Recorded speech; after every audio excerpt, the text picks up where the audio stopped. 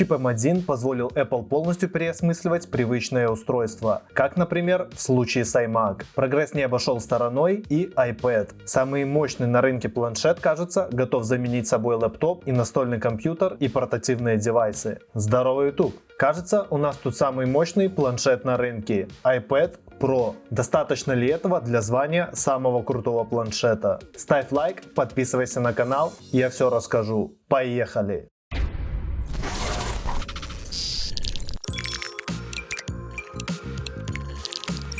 Новая прошка практически не отличается от предшественника. Перед нами по-прежнему алюминиевый корпус с рубленными гранями и выпирающий блок камер с лидар-сенсором. Новинка разве что стала на 40 грамм тяжелее и на полмиллиметра толще. При таких габаритах и весе это несущественные увеличения, и вы их вряд ли заметите. Вероятно, легкое укрупнение планшета потребовалось, чтобы уместить и новый процессор, и дисплей. В качестве бонуса также получаем разъем USB-C с поддержкой Thunderbolt USB 4.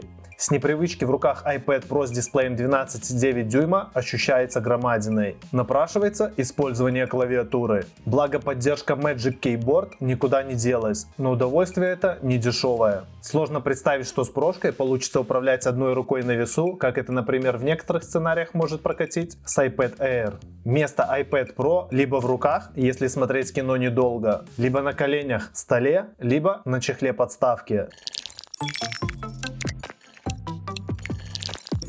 M1 произвел фурор на рынке ноутбуков. Теперь продолжает это делать на рынке планшетов и моноблоков. Напомню, M1 это система на чипе. То есть здесь нет отдельных планок памяти, процессора, контроллеров ввода-вывода. В новинке все это интегрировано в одну систему в рамках единой платы. Основной в этой системе центральный процессор, созданный по 5-нанометровому цех-процессу. Во многом это близкий родственник A14, который устанавливается в айфонах и iPad, только намного мощнее.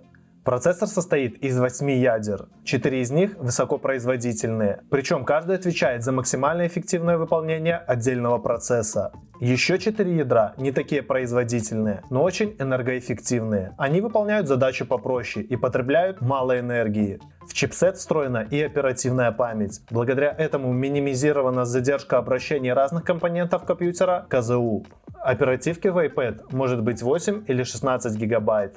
Для яблочных ноутбуков в повседневной работе 8 гигабайт более чем достаточно. К тому же сложно представить, что кому-то понадобится 16 гигабайт в планшете. Еще одна важнейшая часть M1 – встроенный графический чип. Он и в компьютерах сегодня один из самых производительных среди интегрированных решений, а в планшете и подавно лидирует.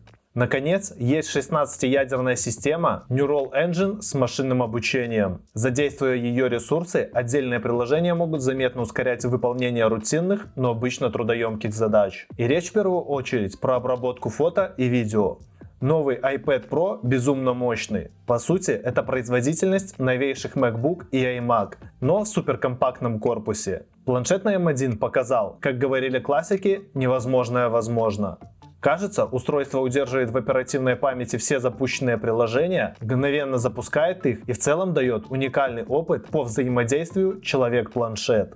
Я вряд ли ошибусь, если скажу, что мощность новой прошки избыточна. M1 и на компьютерах показывает чудеса производительности. Хотя, если постараться, то заставить его чуть подтупливать можно. С iPad Pro мне такого провернуть не удалось. Все далеко не самые слабые ПО, которые запускал и с которыми работал, функционировали фантастически быстро. Вряд ли найдется задача, которая бы на полную катушку использовала возможности M1 на планшете. Apple, по сути, показал, что может использовать свой суперчип даже в таких маленьких форм-факторах, как планшет. В итоге мы получили невероятно производительную машину, вся мощь которой вряд ли будет востребована в ближайшие годы.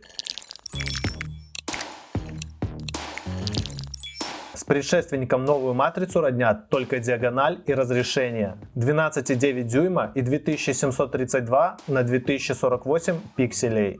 Новый дисплей теперь носит название Liquid Retina XDR и оборудован подсветкой Mini LED. Фактически это технология, сочетающая в себе достоинства OLED и IPS, но избавленная от их недостатков. У таких дисплеев очень высокие показатели контрастности и яркости. Здесь черный почти такой же черный, как на OLED, а яркость и вовсе запредельная. Плюс нет эффекта выгорания.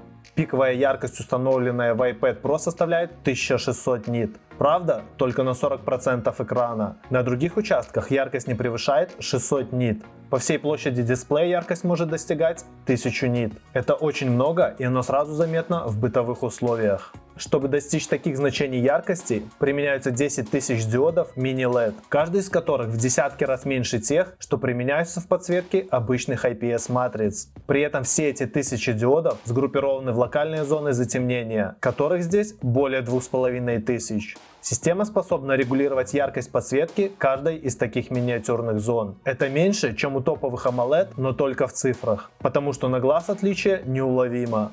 Как все это добро выглядит в реальности? О высоченном запасе яркости мы уже говорили. Кроме того, черный такой же бесконечно черный, как на экранах AMOLED. При этом нет присущего им зеленоватого оттенка на белом. Частота обновлений 120 Гц никуда не делась, поэтому отрисовка интерфейса и адаптированных приложений очень плавная. Причем заметно это куда лучше, чем на небольших экранах смартфонов. Других значительных изменений по сравнению с прошлогодним iPad Pro нет. Впрочем, чего уж больше, крутой десктопный процессор и инновационный дисплей и так сделали из прошки профессиональный девайс. Для любителей видеоконференций FaceTime есть функция в центре внимания. Это когда сверхширокоугольная камера отслеживает пользователя во время беседы и даже при вашем передвижении старается удерживать лицо в центре кадра. Шикарные динамики остались прежними, громкими, сочными, басовитыми. Они запросто заменят дорогую портативную колонку. Емкость аккумулятора увеличилась, видимо, чтобы компенсировать прирост мощности M1. Но автономность осталась на прежнем уровне. Планшет выдерживает 8-10 часов упорной работы, как и его предшественник.